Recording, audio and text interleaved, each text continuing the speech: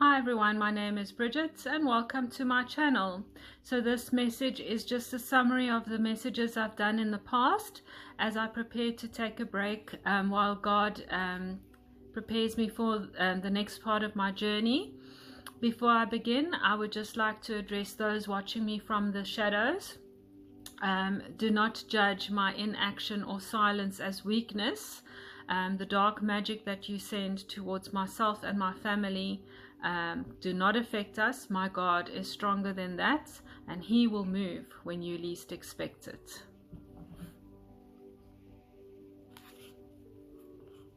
As I continue walking with God, He keeps showing me that His way is very different from the way of the world. The world teaches us that change happens through force, through pressure, striving, and through making things happen. But God's way is different. God creates through alignment. He creates through seasons. He creates through growth.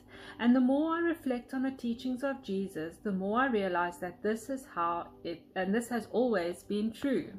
Jesus never described the kingdom as arriving through force. He described it as a seed, something planted, something hidden, something growing beneath the surface long before anyone could see it.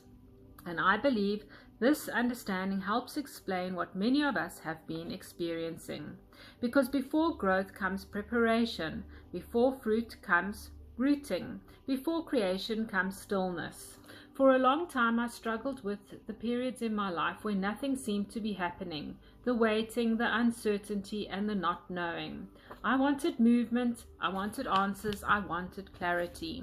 But looking back, I can now see that God was doing something far more important than giving me the answers. He was preparing me to listen, to trust, and to receive. In one of my previous talks, I spoke about becoming comfortable with not knowing. At the time, I believed the lesson was simply about surrender. Today, I see that surrender was only the beginning. The deeper lesson was learning how to become available to God. Because when the mind becomes quiet, something remarkable happens. We begin hearing wisdom that cannot be reached through thinking alone. We begin receiving guidance instead of trying to manufacture it. We begin moving with God instead of constantly trying to move ahead of Him. The slowing down was not punishment, it was preparation. One of the most profound teachings of Jesus is that we must become like little children. For many years I thought this simply meant innocence.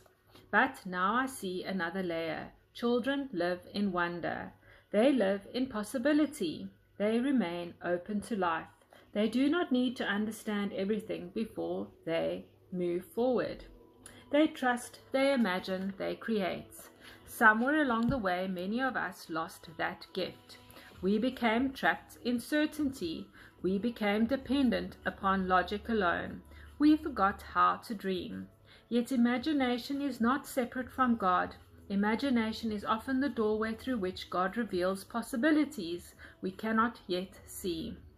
Every creation begins as something unseen, a vision, an idea, an inspiration, a possibility, before it becomes visible in the world. Perhaps humanity has not forgotten how to create. Perhaps we have simply forgotten how to listen. What God keeps showing me is that the kingdom grows according to the same principles we see throughout nature. A seed does not force itself to become a tree. A flower does not strive to bloom. Life unfolds when the conditions are right. The seed responds to the soil, the sunlight, the water, and the season. And growth happens naturally. I believe humanity has been moving through a season of preparation. Many people have been healing. Many people have been releasing old identities. Many people have been learning how to trust God again. Individually, these changes may seem small, but collectively they are changing the conditions. And when conditions change, growth follows, not because we force it, but because life itself begins responding to alignment. This is why I believe the kingdom emerges gently, not through fear, not through control, but through people becoming aligned with the nature of God.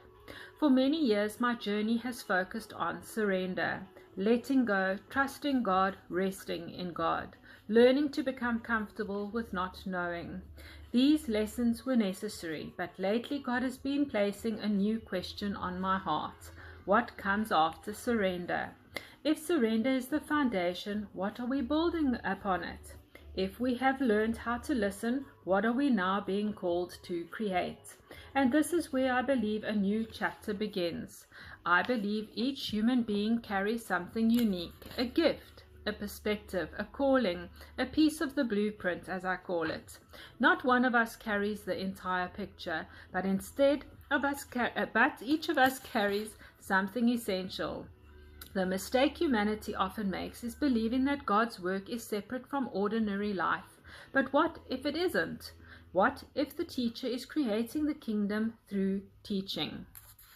What if the parent is creating the kingdom through raising children in love? What if the artist is creating the kingdom through beauty? What if the entrepreneur is creating the kingdom through service? What if every act inspired by love becomes part of God's unfolding creation? Perhaps co-creation is not about doing extraordinary things. Perhaps it is about allowing God to express himself through ordinary people in extraordinary ways. As I reflect on everything God has been teaching me, I no longer see the slowing down as a delay. I see it as preparation. I no longer see the uncertainty as an obstacle. I see it as an invitation to trust. And I no longer see surrender as the destination. I see it as the beginning. Because once we learn how to listen, we become available. Once we become available, we can receive. And once we receive, we can partake.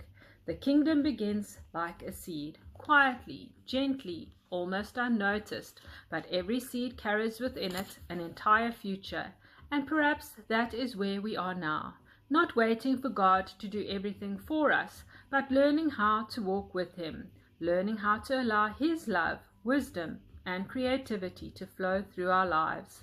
One person, one gift, one act of love at a time, and perhaps that is how heaven begins touching earth.